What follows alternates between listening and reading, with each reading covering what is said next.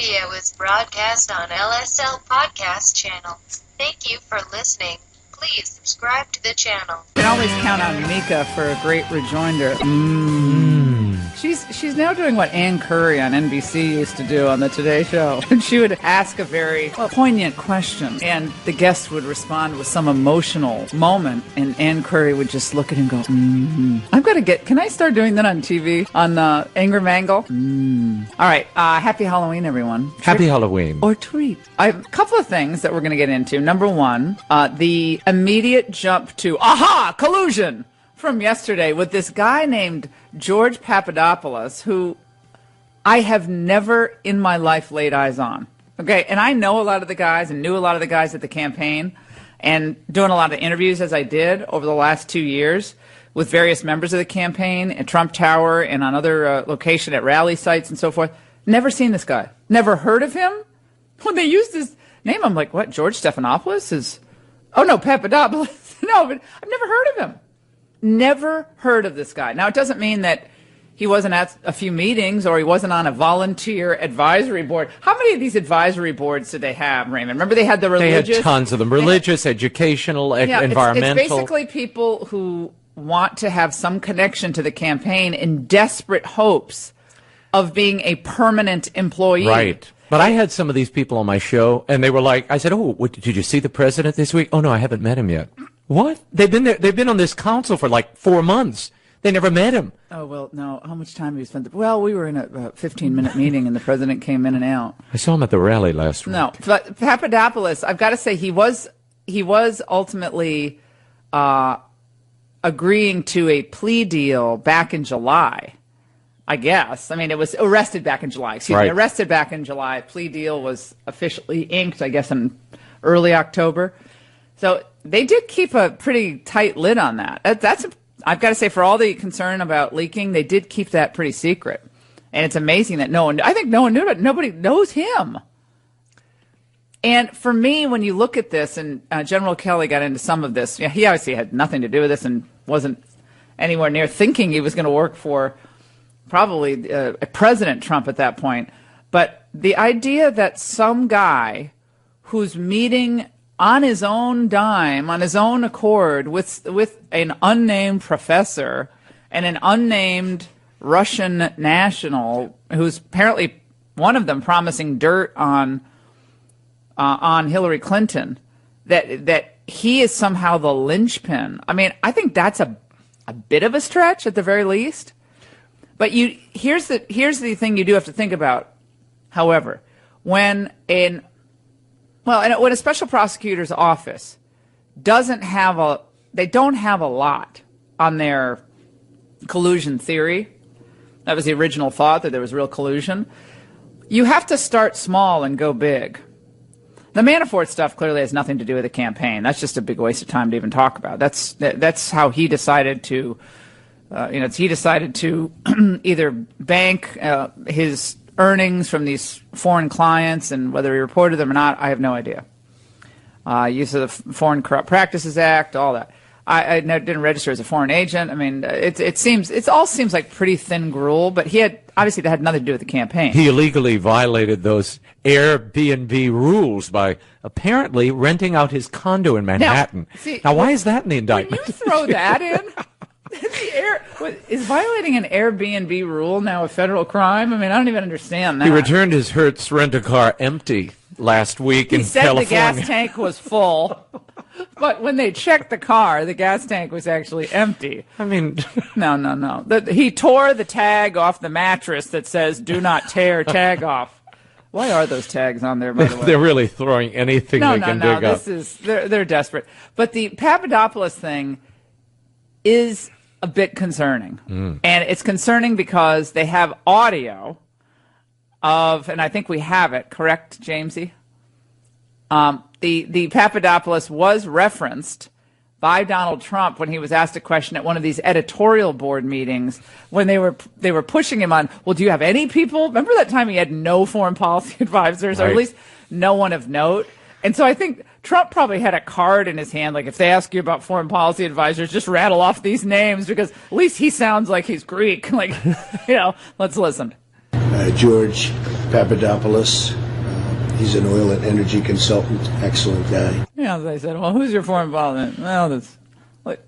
And I mean, Trump tweeted out this morning a couple of interesting tweets. Raymond does the dramatic. We really need a theme song. We need to have a dun dun dun dun. Dun. Do you have "Hail to the Chief"? We need a "Hail to the Chief," James. And I will read the presidential tweet. Yeah. Okay. We just ignore. I'll pretend. Okay, you can be my man. The fake news is working overtime, as Paul Manafort's lawyer said. There was no collusion, and events mentioned took place long before he came to the campaign. Few people knew the young, low-level volunteer named George, who is already proven to be a liar. Check the Dems. The Dems. Check the Dems. Check the Dems. Fake news. Oh, he did get the music for you. Yes, I hear the faint whiffs. Okay, we have a lot to get to. Roger Stone is going to join us. Oh my gosh, he's going to unload on Mueller. Mueller has got to recuse himself because this if you're going to talk Russia collusion, you must at least for appearances look like you're looking into the Uranium One deal. Of course, Infusion GPS. If just for appearances of actually not being someone who is on a mission to destroy Donald Trump. And he can't do that, of course, because he was head of the FBI when all this stuff was going down. Okay, so you can't. There's a problem with Mueller, and I know that Stone is going to be all over this. Deep State is so burrowed in here on the refusal to turn over documentation that is requested. Like, did they know the FBI? Did they know where this dossier came from? Was any federal money used to fund any part of the dossier or the retrieval of the dossier? That's my question. I want to know if there any federal money, but more importantly, I want to know who at the FBI knew where this came from, that it was Kremlin generated and assembled by this Christopher Steele character and then made its way to the United States courtesy of the DNC. Like, so if you're at the FBI and you're just like a line level prosecutor or investigator and someone comes to you and says, okay, Hillary Clinton and the DNC paid for this.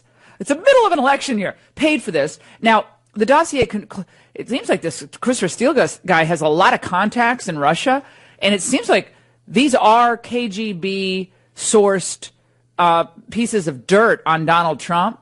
And so, like, she's actually paid for this, but now we're going to give it to you, okay? Wink, wink, wink. But you're going to have to just do with it as you see fit. Like, what line prosecutor or investigator at FBI would say, Oh yeah, let me run with it. And let me run with it, and then we can use it to perhaps unmask Trump campaign officials or otherwise spy on them. I also want to know whether Manafort or Gates were spied on, and with the justification being in part that dossier. So if they go to the Foreign Intelligence Surveillance Court, the FISA court, and they use part of that dossier to make the case, the pitch for surveillance. Say, look, we got this information. It looks like the Russians there's something going on here. And this is nefarious stuff. They can blackmail them. Look, if Trump wins, they could blackmail him. Look at this dossier. Look what the Kremlin has.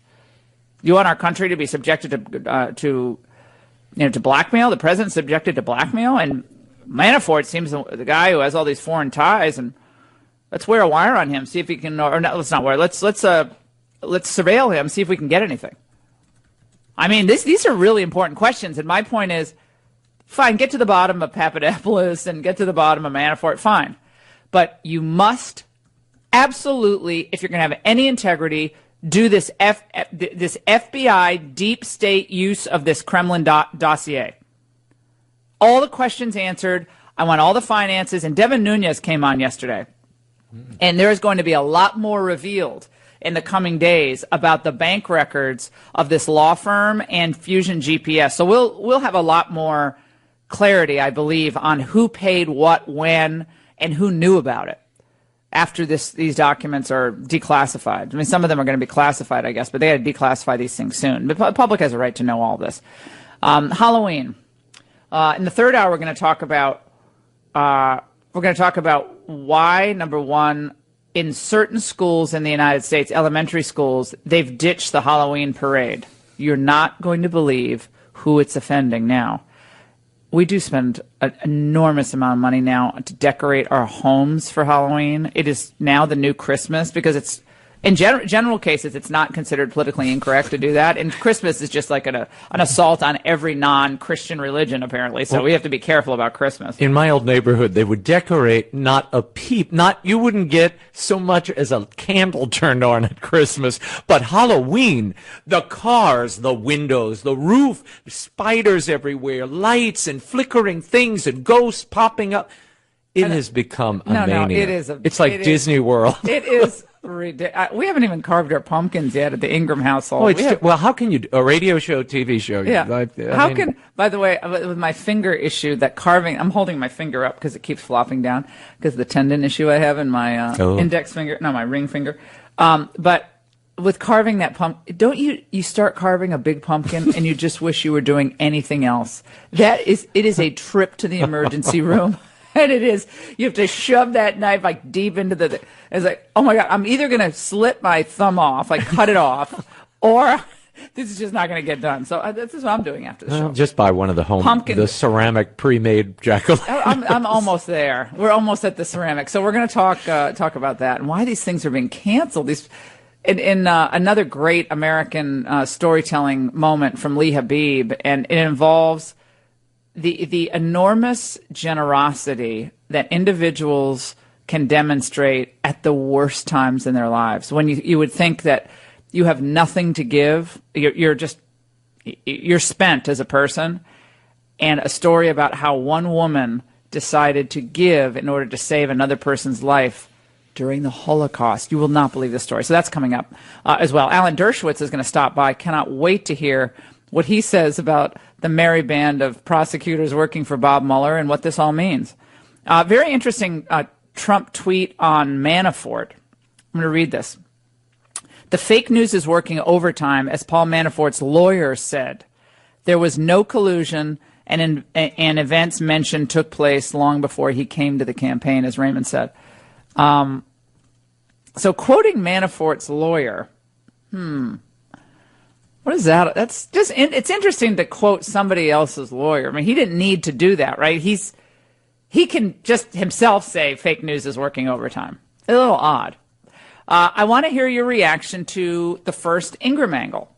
Did you watch? What did you like? What did you not like? I actually don't want to hear the last part, but just what did you like and what did you love? Okay, that's it. What did you absolutely adore and relish about last night? Now, you have caused quite a stir. Your dear friends at ABC and CNN are commenting on your interview with General Kelly. We'll play some of that and get your reaction. Okay. Well, that's a shock that I'm being criticized after my first show. His comments about the Monument Civil War, as well as this indictment, Robert E. Lee, have gone everywhere. Yep. Yeah, because only people like FDR can praise Robert E. Lee. General Kelly there's no way to praise the gentleman soldier, as he was referred to by FDR. All right, we'll take a break on the Laura Ingraham Show. 855-40-LAURA. Roger Stone Unleashed, that coming up. Your reaction to the Ingraham angle. We have a big show tonight on tap, special guests throughout the week, and a lot more to get to on your healthy radio addiction. Are you planning a vacation for the holiday season, or perhaps next year's getaway? Well, if you're a timeshare owner, it's easier said than done. Listen, I know it. It's frustrating to be a timeshare owner. You pay all this money every year, and you never get the dates or the locations you want. This needs to stop. Call my friends at resortrelease.com today at 855-66-LAURA. They'll make timeshares go away forever. Why pay for something you no longer want to use? Resortrelease.com will help you get out of that crooked contract legally and permanently. Give them a call now for a free review of your timeshare situation. They're Better Business Bureau accredited, A+ rated, and if you don't get out of that timeshare, you do not pay a penny, guaranteed.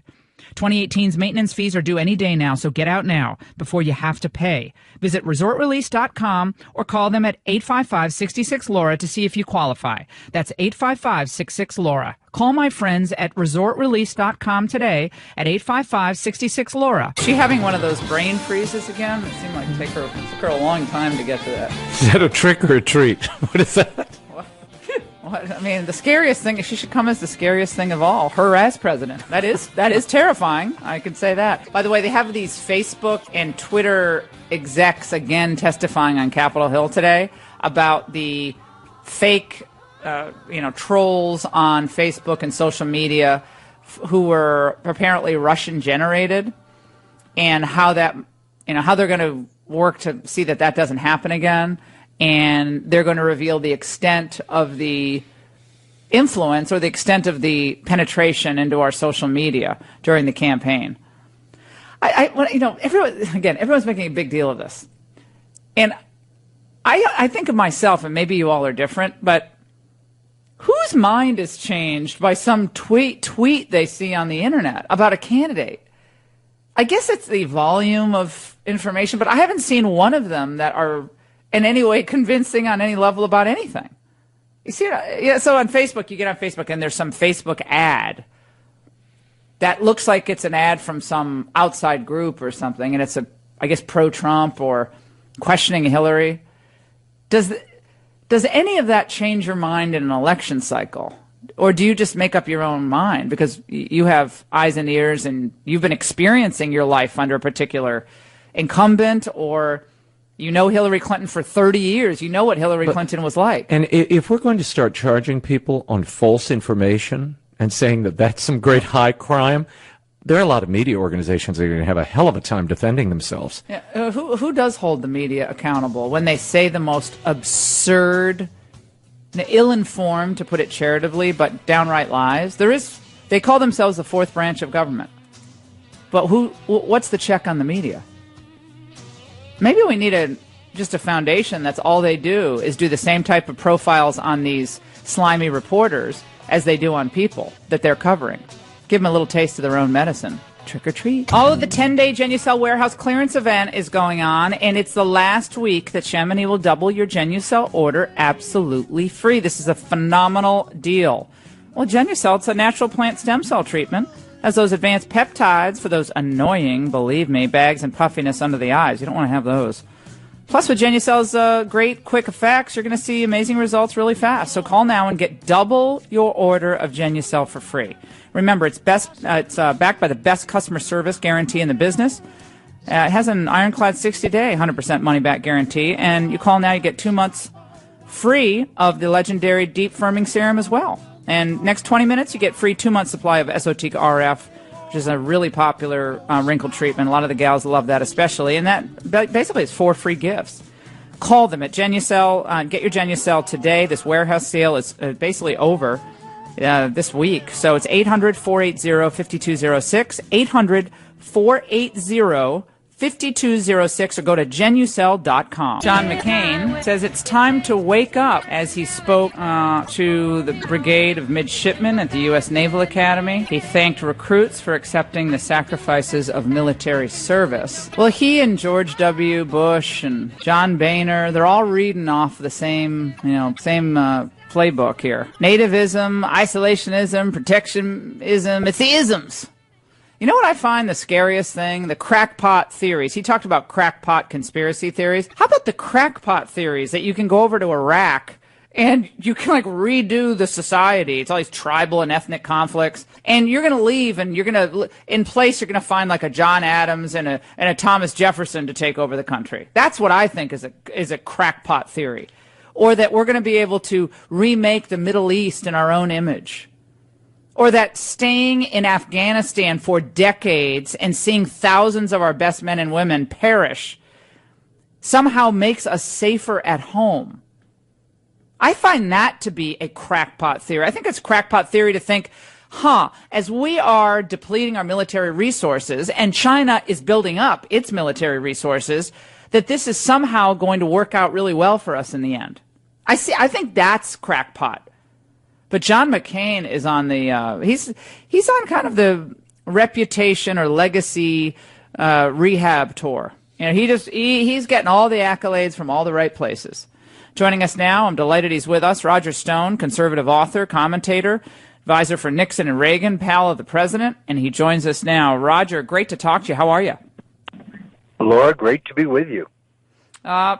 I want to talk about this McCain point, and then I want to move on to the hysteria about this Papadopoulos figure. But what do you make of John McCain's constant elbowing and smashing the White House and and populists. And is this just, sore loser stuff? I mean, his wing of the party is dying and the populists are taking over? He's just drowning in bitterness, personal jealousy. Look, I supported this guy for president not once but twice. But it's really pathetic what he has become. Now, his temper tantrums and outbursts and public meltdowns are legendary in Washington, D.C., but they've only gotten progressively worse. He's gotten extraordinarily abusive, and he's just got to get over the fact that Donald Trump became president and he didn't, which is what I really think is at the root of his problems. He's become a cheerleader for the Obamas and the Clintons. This is a guy who actually said the Russian collusion scandal is worse than Watergate. No, it isn't, Senator. There is no Russian collusion scandal. It's a delusion, a myth, a fairy tale. Wake up. And remember, he delivered that Russian dossier, didn't he, to, was it the FBI or to the White House? Which was it? He had an involvement. To the FBI. To the FBI. Yeah, no, he was trafficking in what he probably knew to be a fabricated document. I mean, somebody should be filing ethics charges against him in the U.S. Senate. He's really become a pathetic figure in my view. It's very sad. I'm not angry about him. I'm just very sad about what he has become. Yeah, well, speaking of, you said crackpot conspiracy theories. He was personally trafficking in them, like this dossier of all these salacious allegations he was so bitter about what Trump said about him that he had to bring it over to the FBI. What about the greatest conspiracy theory of them all? Saddam Hussein has weapons of mass destruction, and that's an excuse to go to war in Iraq, that he has yellow cake enriched uranium. That's the greatest conspiracy theory of all time. How much more crackpot can it get? How many Americans had to lose their lives over that one? Roger, have you ever heard of this George Papadopoulos figure? I had never laid eyes on him, and I spent a lot of time with various members of the campaign over the last few years. I got to know a lot of them very well. Never heard of him, never seen him. No, either have I. Look, in a presidential campaign, I've been in 10 of them. It's very common to have these voluntary advisory groups that are largely put together pretty much for the purposes of a press release. This fellow had no authority. He wasn't on the payroll. He wasn't a full-time staff member. He wasn't even a staff member. He was a member of some voluntary advisory group on foreign policy, just like, by the way, Carter Page. So, he can write any email he wants, but he never had any authority to set up any meetings with anybody. Well, and I think he was obviously trying to curry favor within the campaign, perhaps in the hopes of turning that into some permanent position. And if he was some mover and shaker, they certainly would have given him a larger role in the campaign, or perhaps even tried to hire him once Trump became president. Well, the strange part is that all of his background appears that he was affiliated with organizations that were anti-Russian, neocon groups and so on. And then suddenly he pops up trying to advocate meetings with the Russians. Makes very little sense. Maybe I'm confused. I thought Mueller's probe was regarding potential Russian coalition in the 2016 presidential election. Yet everything that Paul Manafort and his deputy Rick Gates were indicted for yesterday, none of it related to Russia. They charged these guys with everything but the assassination of Abraham Lincoln. But none of it pertains to Russia. I think the American people can see through this. He's treating Manafort like some kind of mafia drug dealer, seeking, I guess, to get a bigger fish. But I've known Paul Manafort over 50 years. He was an usher in my wedding. He was my campaign manager when I ran for Young Republican National Chairman successfully in 1977. I've known him all the way back to college Republicans. He is not going to bear false witness against the President of the United States. He is not going to lie and make up things just to please Mr. Mueller. I think he's going to plead. He has pled not guilty. He's going to go to trial, and he's going to be acquitted because this is a bogus indictment. This is a politically motivated, bogus indictment. We're talking to our friend Roger Stone, and people I mentioned this yesterday. I have to remember that it was Black, Manafort, Stone, and Atwater, right? That was the name of your old firm? Yes, indeed. Yeah, and Lee Atwater, of course, no longer with us. I haven't seen Charlie Black. Is Charlie Black still alive? Isn't that awful? I don't know if he's still alive. Oh, yes, very, very much so. He is still a fixture in Washington, D.C. Let's talk about the president's ability to, or inability to, I think, compartmentalize this, as he has so much on his plate right now. We have this trip to Asia, Roger. This is so important. Japan wants to be reassured that in the event of an attack by North Korea on Japan, we'll have a meaningful strike, and they want the nuclear terminology used by U.S., which we haven't done. Of course, we have the tax reform, and yet yesterday we heard that Donald Trump was fuming all day about these indictments, and of course the plea deal. How can he compartmentalize, and what should he do in this case? Well, look, I think the president needs to remain focused, first of all, on his tax reform proposal and to revitalize the American economy. That's number one. He's got a lunatic in North Korea who is a threat. Roger, you sound like you're moving around. We need to hear you, so try to minimize the movement. Thank you. Gee, I'm not. So okay, it sounds like you are. Yeah, it's. I just arrived in Washington, D.C. The president's got plenty on his plate here, and I think his tweet yesterday was prophetic. Why is the focus not on Uranium One, where you have a real crime, and ironically, a crime that embroils Mr. Mueller, Mr. Comey, Mr. McCabe of the FBI, Mr. Rosenstein? I think we need a special prosecutor for that matter. Now, let me point out to you that if those gentlemen came under federal investigation, as well they should, based on everything that I have read and seen, well, then they could not function in their current roles, including Mr. Mueller could not continue as the special counsel. So the president's right. Why isn't the focus on crooked Hillary? Why isn't the focus on the $145 million that the Clintons collected in connection with Uranium One, or the $500,000 that Bill pocketed as a speaking fee? That is really the single most important thing the president could do right now would be to tell his attorney general, to order his attorney general to appoint a special prosecutor in the matter of Uranium One. Yeah, last night John Kelly was on with me on the Ingraham angle, and he's like, look, I'm not a lawyer, but yeah, you need a special counsel to investigate these other matters, because clearly Mueller can't do it. He has a conflict, because he was FBI director when this stuff went down. So, you need another special counsel. I mean, it seems like we have a lot. Mueller has a lot on his plate already that he's trying to concoct. So you definitely need someone else to come in and do that. But it also demonstrates, Roger, why it was such an ill-advised decision for Jeff Sessions to recuse himself from any of this. He had no reason to recuse himself. And then with Rod Rosenstein in as his deputy, which was another bad choice, this is where we are today. It's ridiculous. No, you raise an excellent point. Rod Rosenstein's patron in the Trump administration, the individual who urged his appointment, was Congressman Elijah Cummings, one of the most virulent anti-Trump critics in the U.S. Congress. Mr. Rosenstein's appointment was pushed by Reince Priebus. This guy's a liberal Republican and never a Trumper. Why is he even in a Trump administration?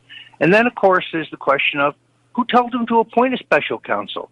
Special counsels are appointed when you have a clearly delineated crime. And for some reason, Justice Department can't prosecute it. We don't have a crime in the Russian matter. There's still no crime proven. So it is outrageous. But ironically, those are the four. In other words, Mr. Mueller, Mr. Comey, both at the FBI when Uranium One was under investigation, and then Mr. Rosenstein, the U.S. attorney in charge of that investigation, and Mr. McCabe, the guy who authorized the payment of our taxpayer funds to GPS Fusion for the phony dossier. Those are the four guys up to their necks in Fusion One, and justice needs to be done. They are the ones who should be currently under federal investigation. And if it takes a special counselor to do it, then so be it. Yeah, and Jeff Sessions, maybe is thinking because he recused himself, he can't even move on a special counsel request. I don't know, but that recusal will go down as one of the biggest mistakes, I think, of this administration. It was a huge error in judgment, and this is coming from me, who really adores Jeff Sessions. So it pains me to say that. Roger, it's always great to talk to you. Thank you so much for stopping by for a few moments. I hope we see you on TV really soon, and happy Halloween. All right, we'll take a break on the Laura Ingraham Show, 855-40-LAURA.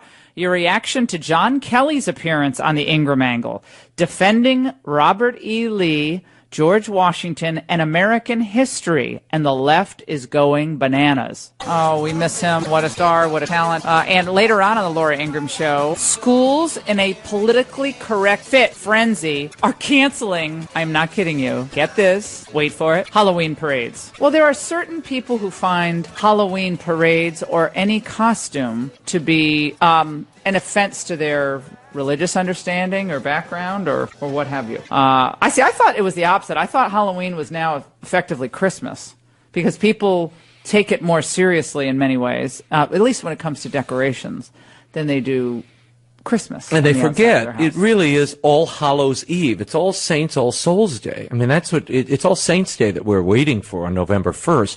It's a time to remember. Explain that for our non-Catholics. It's not non-Catholic. It's a Christian holiday, and it is one where we remember those who went before us and made it to the big big house in the sky. Okay, here's my question to all of you listening. Number one. Do you agree with General Kelly and his comments on how tragic it is to remove American historical markers and monuments from the public square? He specifically addressed that Christ Church decision in Alexandria, Virginia, that one of the most historic churches in the United States, attended by George Washington and Robert E. Lee, both attended there. They decided to remove memorial plaques from the church because it was intolerant to leave them up. General Kelly struck back at that last night. We're going to share all those sound bites. If you missed the Ingraham Angle, tisk on you. I thought you were my friend. Got to DVR it. Just go to your DVR right now, unless you're driving. Go to your DVR and DVR us every night. Ingraham Angle, 10 p.m.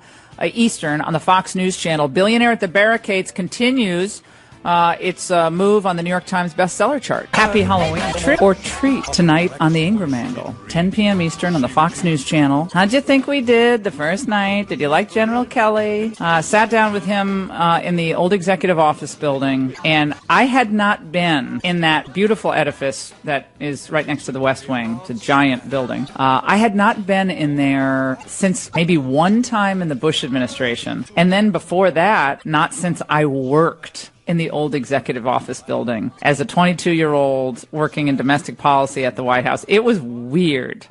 It was weird to be in there. I guess we'll post some photos during the show on Facebook that I don't think I had a chance to do yesterday in the flurry of activity. But we went over there to interview Chief of Staff John Kelly, and we asked him tough questions, both about this move to destroy history in the United States. Not even rewrite it, but destroy it. But to marginalize some of the most significant figures in U.S. history and judge their worthiness of recognition based on today's politically correct standards or based on today's understanding of the world. That's a hard thing to do as life evolves and changes, and we change as a country, and all of that is fine. But Kelly's point was that it's not fair to succeeding generations. And it's obviously not going to in any way positively affect race relations to just start ripping down statues. That has no relation to race relations whatsoever. In fact, one would argue that the person right now who is doing more for race relations in the United States than anyone else is Donald J. Trump, because he's actually focused on trying to keep this economy humming. We finally have 2 consecutive quarters of 3% growth, which hasn't happened in many years. We finally have unemployment at a 17-year low. We're doing more for manufacturing jobs that minorities and others who are just entering the workforce maybe they don't have the blessing of a liberal arts education that somehow wins them some phenomenal code writing job. These people are actually going to be able to get work. The dignity of a job. That does more for families and communities than ripping down history. So Kelly touched on all of these themes. We also asked him about a range of other topics, including the indictments that were handed down yesterday, the Papadopoulos plea deal, and he was this volunteer in foreign policy who met with a Russian national, was trying to curry favor with the Trump campaign. The whole thing is so tenuous, it's ridiculous. But we asked him about all that. And I want to hear your reaction to what you saw last night on the show. And I tried to lay out at the very beginning of the show how we would approach issues beyond just politics, but touching on the important cultural battles, the highlights and the lowlights of the day, and how they affect your lives and our children. And I said this, I'm doing this for my kids and my kids' kids. And that's what our aim is to do every night, pull back the curtain for you and give you a glimpse into what I believe are the most important stories of the day, and ones that are overlooked or misreported, and trying to set that narrative, I think, straight. And I'm going to do the best I can every night for you on that. The reaction to the Kelly interview, specifically 2 points. What he said about Frederica Wilson, which we're going to get to, the congresswoman with the rhinestone hat. So, by the way, they're all sold out at Party Central, that store. Party City has no rhinestone cowboy hats. I already asked Alexis if I could have it for tonight, and apparently there's none left. There was a run on them. So they were out. They were very upset about what he said about General Lee, and they are very upset about what he said about the congresswoman and that conversation with the Gold Star widow, and LaDavid Johnson's widow, who confirmed what Frederica Wilson had said. So we reacted to both of those things, and both of those blew up social media last night. So 855-40-LAURA, your reaction to last night and your comments. I want to hear them. But so this is what the panel on CNN said. Can we play that David Gregory gem? He used to be with NBC, and now he's kicking around, contributing to CNN, I guess other news organizations as well. Let's listen. I just think that's very troubling. History is not history when it comes to the Civil War. These monuments were put up during Reconstruction to stick it to freed black people and to let them know that there would be a new Jim Crow and that the Civil War was fought for naught. Ulysses S. Grant, in this wonderful new biography by Chernow, is pained by the fact that it was his belief that the Civil War didn't matter because things were not actually going to change. History is not history, General Kelly, and I think that has been borne out. Well, that's a soundbite we're going to say for a long time. History is not history when it comes to the Civil War. History, save that, James. Raymond, what is your reaction to as a man of the South yourself, what is your reaction to what David Gregory is saying there? Well, first of all, I don't understand the line. History is not history when it comes to the Civil War. Well, what the hell is it? Of course it's history. There's a historical record. People died. People were enslaved. People were brought to this country, to work the land in a horrible way. People died for a cause they thought was noble, whether it was or not. Again, that's all history. And you can't appraise it through 21st century eyes. You have to look at it through the eyes of the people who lived it at the time. And when I read about years later, Robert E. Lee asking for amnesty and forgiveness and pardon, which Andrew Johnson granted after Lincoln left office. Andrew Johnson comes in, he grants amnesty and forgiveness and citizenship back to those who had fought in the Civil War on the side of the Confederacy. But he asked that Robert E. Lee and a handful of others apply directly to the president for it. And Lee does.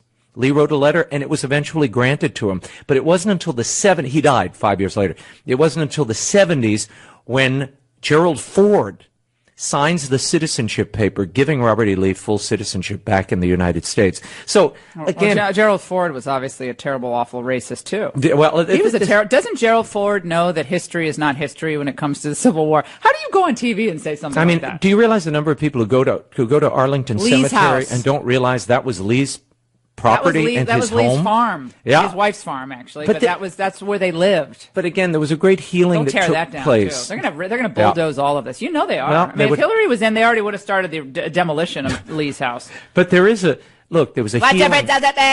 There was a healing that needed to take place after the Civil War, and it largely did and has. But there are those who I think want to keep picking at the scab. No, look, they're always lunatics and white supremacists and people with their shaved heads who, you wonder what these people are drinking, who are going to try to revive some mad, future that they see. That's not what this is about. This is about historical figures, Jefferson, Washington, right. Lee, and what they contributed, good and bad, to the country. And as you said in your monologue the other night, it is important, I think, for our kids to know, okay, that person made this great contribution. They were also a slave owner. They also lived in, had adulterous relationships or whatever. It's important to take these men as they were, as real men and women. That's how we understand the American experiment, who we are, and how we got here. But by taking down markers and remembrances of them, we cheat our children of the opportunity of I think, historical reflection. And that's bad. John F. Kennedy is a senator from the great state of Massachusetts, Commonwealth of Massachusetts, says, and this was September 17th, 1960, during the presidential campaign. This was in Raleigh, North Carolina, at the Raleigh, North Carolina Coliseum.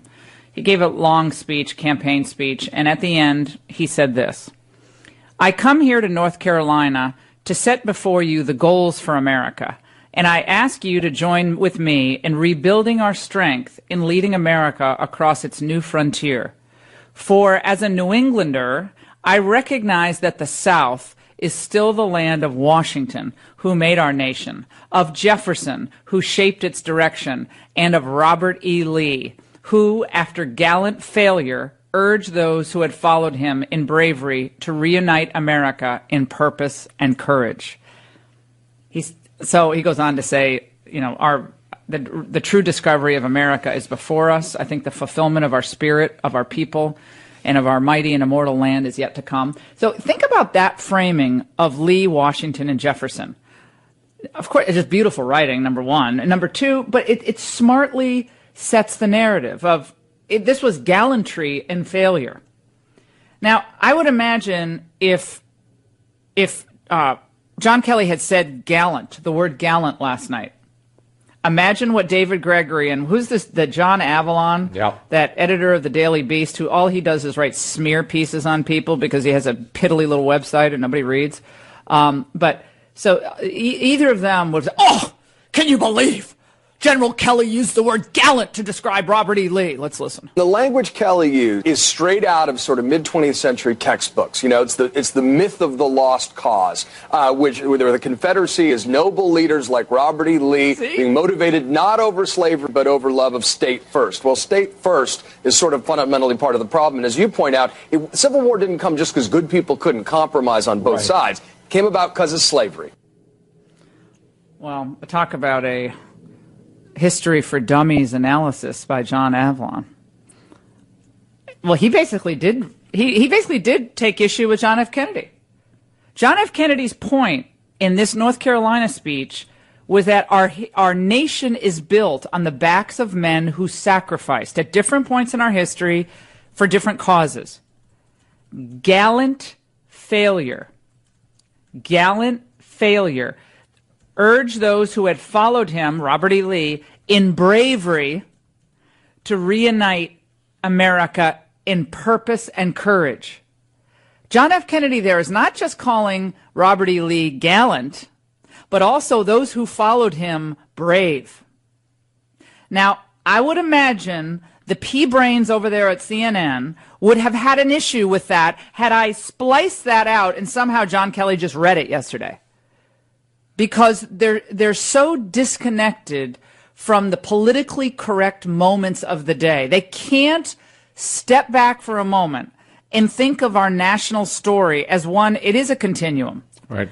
And it's not easily explained or defended or in any way modulated by these contemporary analysis of they should have known better.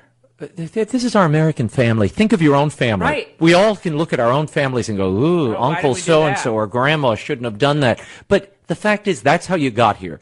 And we don't earn anything and we don't gain anything by erasing the past or forgetting the past. In fact, we can profit from it. And that's the big gripe I think General Kelly was expressing that a lot of people have with just whitewashing or demolishing these monuments from the public memory. We don't have the right to do that. Even if it was something erected to try to be, as David Gregory suggests there, an in-your-face thing to the black community. Good. Tell that story. How these people thought they were creating monuments to somehow repel a community they still held hatred for. And guess what? That community they held hatred for won out in time. Yeah, 1964 they fought back. Civil Rights Act and the March on Washington. Why do you want to take back these were also the obstacles that these American citizens were facing at the time.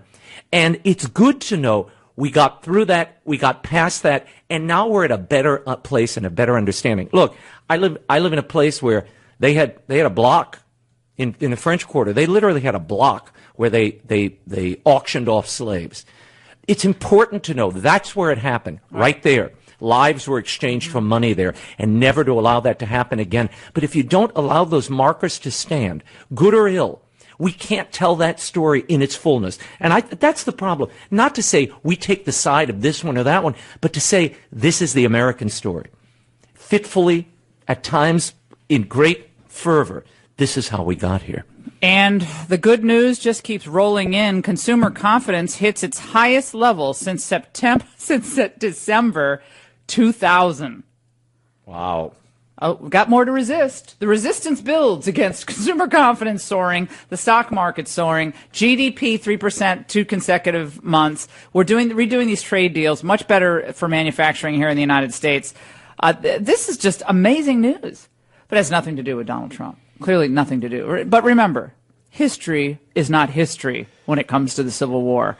You're listening to The Laura Ingraham Show. Tune in tonight on the Fox News Channel for the Ingraham Angle. Phenomenal guests lined up, as always. We're going to be hitting all the hot topics of the day. And coming up, Alan Dershowitz, the latest on these indictments. And will they squeeze someone within the old Trump campaign to try to give up dirt on the president himself? Don't go away. I depend on my car to run errands, to get to work, just like you do. So let me ask you this. If your car broke down today, could you afford the repairs? I don't worry about that anymore because I have extended vehicle service protection from CarShield. Replacing your engine can cost thousands. Even a simple repair to the sensor, not so simple, it can cost over $1,000 as well. CarShield's affordable extended vehicle service protection can save you thousands for a covered repair. And they cover practically everything. You can have your favorite mechanic or dealership do the work with CarShield, and then you get the mechanic paid directly. You don't have to worry about getting reimbursed. So get covered by CarShield today, and you'll get the VIP treatment from CarShield's administrators, 24/7 roadside assistance, and a rental while yours is in the shop. So call 800-CAR-6100 and mention the code Laura. Or just visit carshield.com and use the code Laura to save 10%. That's carshield.com, code Laura. A deductible may apply. If you've listened to my show for any period of time, you know how much I love Food for the Poor. They do what they say. Their financial integrity is unequaled, and I've seen their work personally. I'm so excited to work with them again this year. In Haiti, 1 out of 14 children will never see the age of 5 without our help. Together, we're going to save the lives of 4,200 children. $50 provides food for a year and clean water for life for a suffering child. Call 844-868-4673 or go to lauraingram.com. That's 844-868-4673 or go to lauraingram.com. Debbie in Massachusetts on the line. We got a lot of callers. Alan Dershowitz is coming up. The criminalization of American politics. Deb, go ahead. Good morning. Great show last night, Laura. So proud of you. Thank you. I just want to say I'm 60. Oh, you're welcome. I'm 64, and my son growing up, I only have one child. When he would study something in history, we would let him pick a memorial or a monument to go visit. I remember going to see Stone Mountain, Georgia. It was one of the best vacations we ever had. And I worry that these will not be available for my grandson. And it's so frustrating.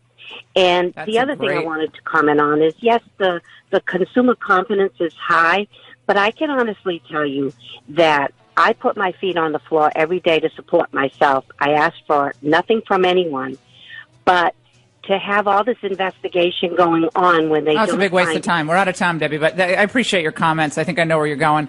It's a huge waste of resources and diversion from what we need to focus on, which is growing this economy. Keep it going. Dershowitz up next. But they're here almost, and that means you got to look good. You got to get ahead of the curve when it comes to buying gifts, especially hostess gifts or if you're staying at someone's house. And a bottle of wine, yeah, everyone can bring a bottle of wine. It doesn't require any thought. But I can tell you what people love, because I've given this so many times over the course of the last 4 or 5 years, is the Great Ovation Cell Therapy Holiday Gift Set, which is now specially priced to save you almost 60% off, which is incredible. The year's gift set, it has everything you need for vibrant, healthy hair. You can even customize the set by choosing the products best for your hair type or for the person you're gifting it to. Ovation Cell Therapy is the gift for everyone on your list. It's powerful, one-of-a-kind cell therapy treatment, and you'll see thicker, stronger, healthier-looking hair. I know it because I use it. I get my hair styled a lot for TV and so forth, so I need to have my hair looking its best. Now, get this gift set for everyone on your list, men or women. They both love it. Smells great, too, by the way. And all you need to do is go to ovationhair.com, select Laura Ingraham in the survey at checkout, and you get a special new customer discount on the top of the near 60% in savings. Again, ovationhair.com, holiday gift set. It is a fantastic idea. Just wait until you try it yourself. You'll love it as much as I do at ovationhair.com. And many of the legal analysts out there, especially those who've done a lot of work in these types of investigations, worked for independent counsels in the past, special prosecutors, they get to the low-level people, and then they hope to use them as a ladder to reach the tippy top of the operation. But collusion with Russia, this is now where we are, because some low-level volunteer that Trump mentioned once when he was put on the spot about who your foreign policy team is, and he kind of rattled off some names, including this George Papadopoulos, who I've never laid eyes on. And I spent a lot of time in and out of interviews and talking to folks at the campaign, and from the beginning almost. And I've never laid eyes on him, never heard of him, never laid eyes on him. And he's only 30 years old, and he reached a plea deal for saying things to the FBI agents that were false statements. 855-40-LAURA. We have a lot to get to on the Laura Ingraham Show, including, by the way, this ongoing controversy with Frederica Wilson. What she's, again, just to reset this, so in case you've been busy focusing on other things, because this also goes to the heart, I think, of the kind of person that General John Kelly is, and how resolute he is in defending what is true and honor and history, duty to country. And so he goes in as chief of staff to Trump 3 months ago. And so he's been there for about 3 months. And they set him up initially. So you're the great lion tamer. You're going to tame Trump. It's the most ridiculous thing I've ever heard. But you're going to bring order to the West Wing. Okay, fine. You need to bring processes and some protocol so people aren't just going in and out of the Oval Office and distracting the president. That's fine. And as a former military commander, head of the Southern Command, he's someone who could do that. But he's not a politico. John Kelly is not a political animal. And never will be, frankly. But he's a military leader. And so he was infuriated about 10 days ago when Frederica Wilson came out and made the point that she made about, she's talking about the conversation that LaDavid Johnson's widow had with President Trump. And he talked about how, President Trump asked him before he called the widow about how to talk to someone who's lost a husband or brother or son or wife. These are the first kind of calls like this President Trump has had to make, and I can't imagine. I mean, it's hard to think of the words that would comfort someone, and maybe he's just not comfortable with that. And that is a piece of news that people have not picked up on. That's the first time I've heard General Kelly talk about why he went to Arlington Cemetery and we're going to play that too. Well, hold on, James. Don't play the soundbite yet. I got to set this up so people understand. We got to go back to explain this before we go back to the 2015 Frederica Wilson. So John Kelly had come out to the White House briefing room about 2 weeks ago, 10 days ago. It's all a blur to me right now. And he said how distressed he was to hear someone politicize the call a president makes to a Gold Star widow, being a Gold Star father that he is. His son died in deployment in Iraq. And so just to, again, reset, the left has been going crazy, arguing that he owes an apology to Frederica Wilson for claiming that Frederica Wilson was grandstanding back in 2015 at this event for the dedication of a new FBI building in Miami. They were naming the building after two fallen agents, two FBI agents who had fallen in the line of duty, dealing with drug cartels, some drug deal that went down, and they both died. So they were dedicating the building, and it was an event that John Kelly attended, and an event that Frederica Wilson attended, many other government officials. Okay, this was during the Obama administration.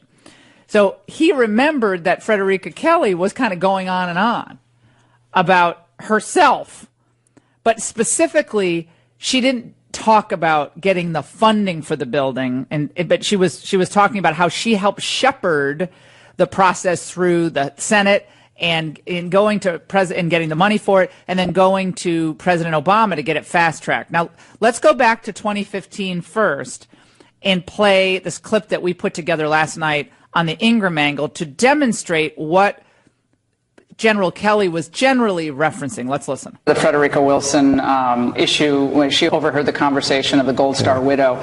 At the time, you said you were so upset you went to Arlington National Cemetery. Can you tell us a little bit more about that? Why did you go to Arlington, and what did you do there? What did you hear? What did I hear over in Arlington Cemetery? Some of the stones over there represent young people that I sent out into battle and they died, not to make it more melodramatic than it is. But my wondering was, is any of this worth it anymore? Meaning working in the White House or doing anything for the, is it worth it anymore? If someone can make political hay out of something that the president was trying to do. And of course the screams, and a lot of your viewers will laugh at this, I'm sure, but the screams out of the graves was, what are you talking about, Kelly? You got it easy. Look where we are. It's worth it. It's worth it to fight for America. And the good news is, I think, outside of this cesspool or swamp or whatever it's called, where Americans are just doing the best they can, working hard, raising their family, paying their taxes, hoping to send their kids off to college someday. That makes it all worthwhile. So that was not Frederica Wilson from 2015. That was John Kelly from last night talking about the voices of the fallen that he heard reassure him and tell him to go on and fight. Don't give up. I know it's not fun to be dealing with the press corps and all the hatred and negativity toward Trump, but you got to fight on. And he walked along those gravestones. But now, and James, stay with me here. Now I want to go back to 2015. Okay, so. And in 2015, Frederica Wilson was at this dedication of this building, and she did talk about herself. Maliciously took credit for taking the bill to the Senate and taking it to the president and taking it to the Congress and going to the speaker. I mean, you would have sworn she got the funding for this herself, like went to the mint and pulled it out. I mean, it was an unbelievable moment. He remembered that. And after the fact, after he said this at the press conference, people said, oh, he's lying about the wonderful Representative Frederica Wilson. This is horrible. That never happened. Well, we watched the video. First of all, I think she both said what she said on stage. And then, according to what Kelly said to me yesterday, she was going on and on. And again, we're just trying to tell you and explain to you how misrepresentative the media can be. And is, when you actually go back and watch it, which I've never even seen the whole tape played on Fox or anywhere, she is giving herself credit for shepherding this dedication money through, and the funding through Congress, and getting everyone to snap to.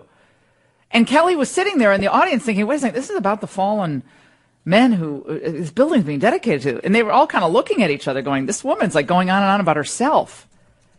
And what does that say to the country? Politicians running to take credit when the conversation is supposed to be about the fallen.